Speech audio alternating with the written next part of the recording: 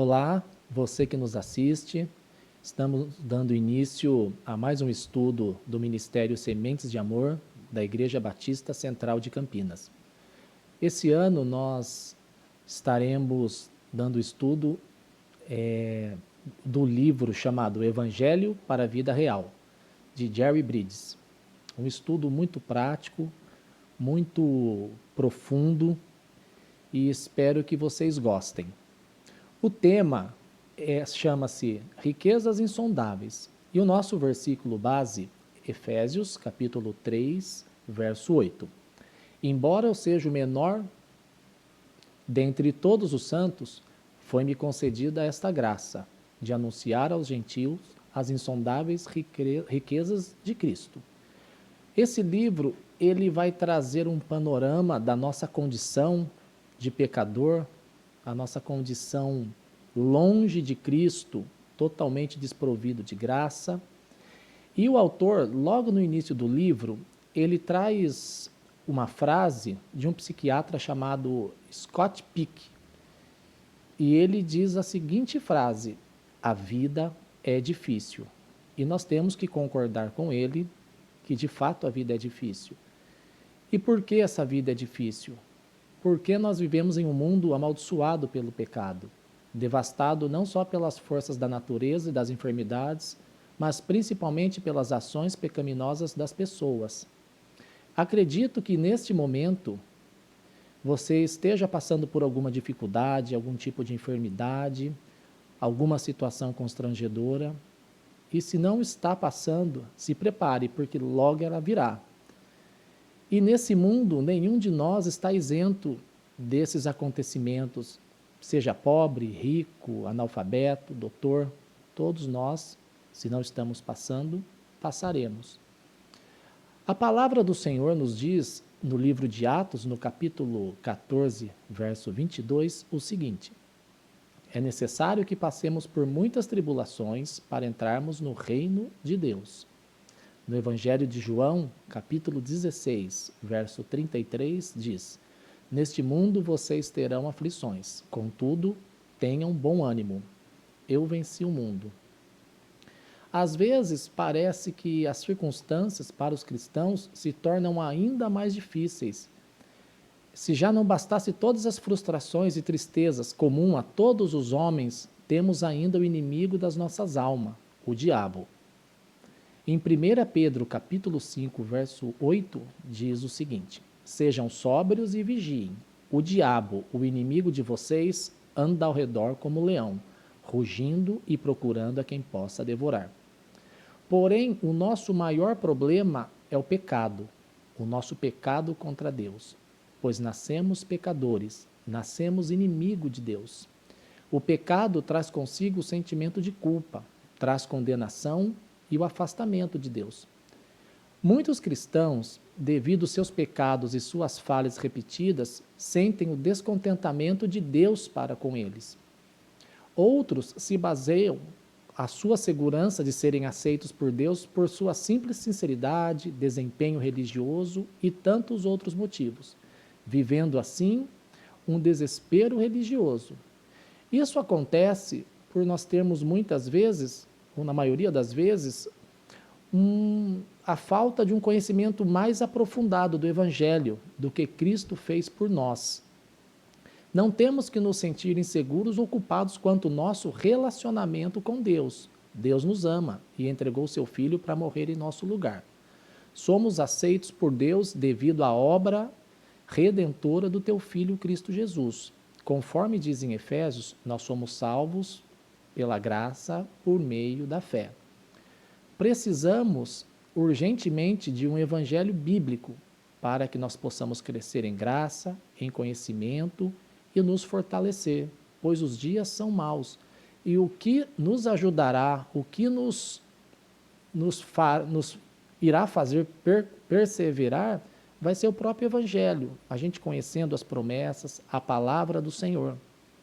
Sem conhecer verdadeiramente o Senhor Jesus, nós nunca teremos plena satisfação na presença dele.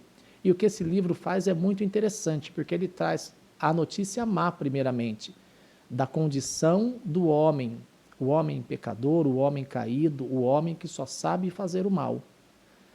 Precisamos experimentar as riquezas insondáveis que Cristo nos oferece através do Evangelho. Porém, o livro continua dizendo sobre a nossa triste situação. A Bíblia nos deixa claro que nós tínhamos um problema com Deus. Claro, se você já é um crente, um salvo, você tinha um problema com Deus. Se você ainda não é, você não se sujeitou ao senhorio de Cristo, você tem um grande problema nas mãos. A Bíblia diz que nós éramos ímpios, éramos inimigos de Deus. E aqui eu quero trazer alguns versículos que respaldam isso. Romanos, capítulo 1, verso 18 diz: portanto, a ira de Deus é revelada do céu contra toda a impiedade e injustiça dos homens que suprimem a verdade pela injustiça. Romanos, capítulo 3, verso 10 diz: não há nenhum justo, nenhum sequer. Efésios capítulo 2, verso 3, diz: anteriormente, antes de sermos convertidos ao Senhor, todos nós também vivíamos entre eles, entre os incrédulos, entre os pagãos, satisfazendo as vontades da nossa carne, seguindo os desejos e pensamentos. Como os outros, éramos por natureza merecedores da ira. É um assunto, de fato, pesado, mas a Bíblia não esconde a nossa situação longe de Deus. A Bíblia expõe isso para que nós possamos ler e, direcionados pelo Espírito Santo, venhamos a nos arrepender e crer no Evangelho. Pois crendo no Evangelho, a nossa situação é alterada. Passamos das trevas para a luz. E a nossa dívida que nós temos com Deus é impagável. Pecamos todos os dias, quer seja crente ou não. Infelizmente, pecamos. A Bíblia nos informa, primeiramente, a má notícia, mas logo ela traz a solução para o nosso maior problema, que é o pecado. E esse problema só é resolvido em Cristo Jesus. Em Cristo existe a boa notícia. Em Cristo podemos desfrutar da verdadeira paz, pois a Bíblia diz: nós éramos inimigos, e a partir de Cristo Jesus, nós deixamos de ser inimigos e passamos a ser filhos. Louvado seja Deus. E isso nos leva a entender a morte de Jesus na cruz. A morte de Jesus estava na agenda de Deus. A morte de Jesus foi o acontecimento mais marcante da história. Foi predita pelos profetas. Foi predita pelo próprio Jesus. Vejamos o Evangelho de Lucas, capítulo 18, verso 31 e 32.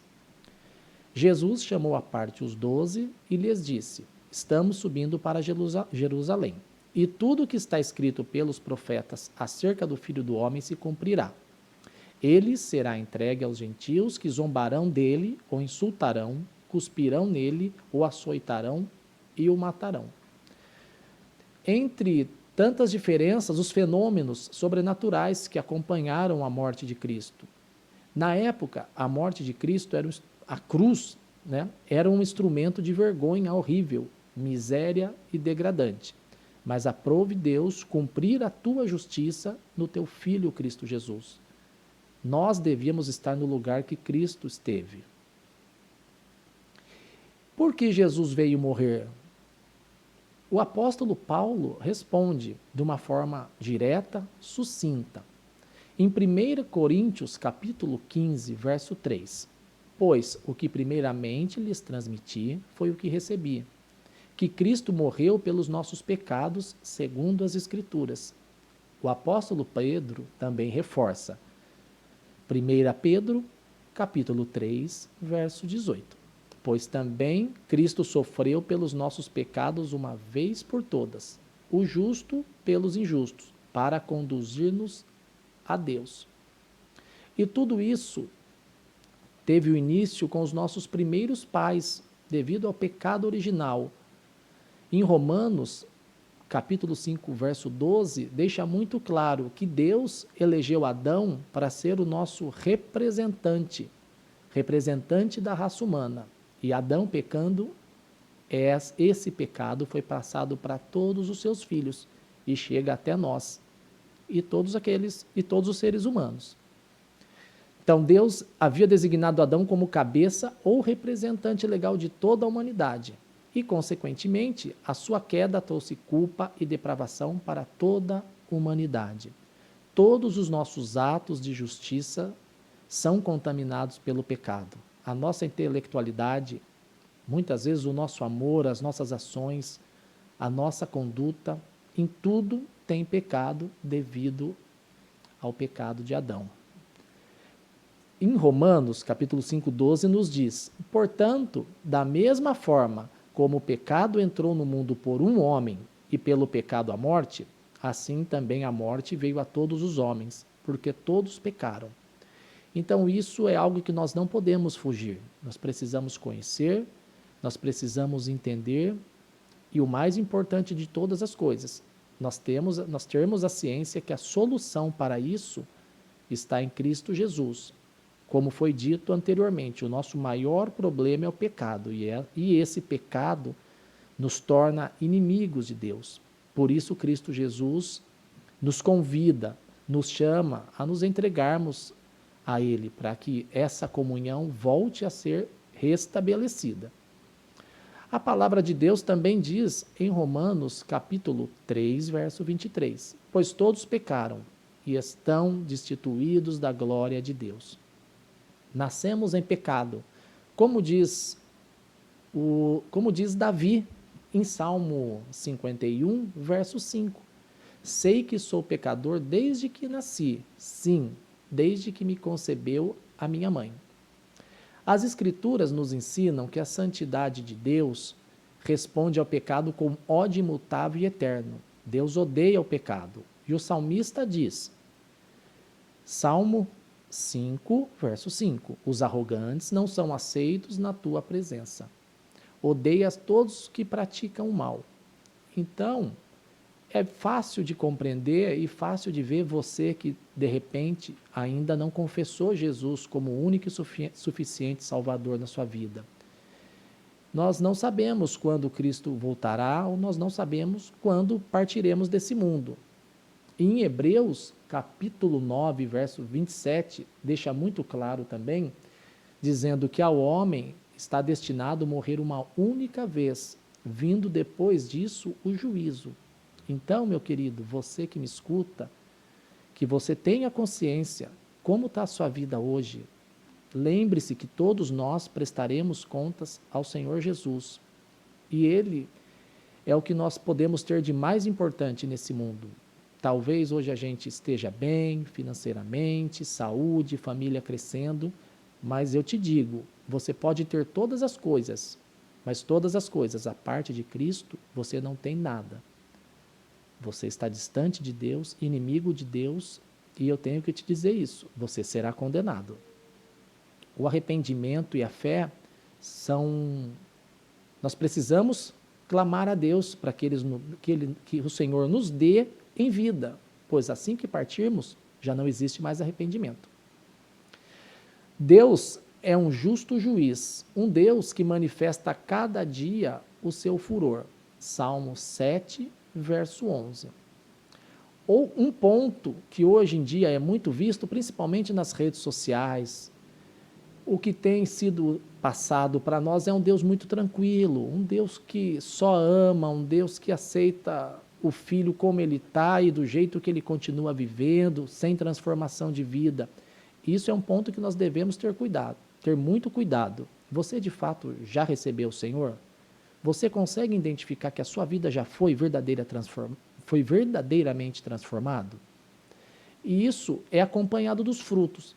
As pessoas que estão ao seu redor, provavelmente elas vão perceber isso, pois onde Cristo se manifesta existe mudança, existe transformação.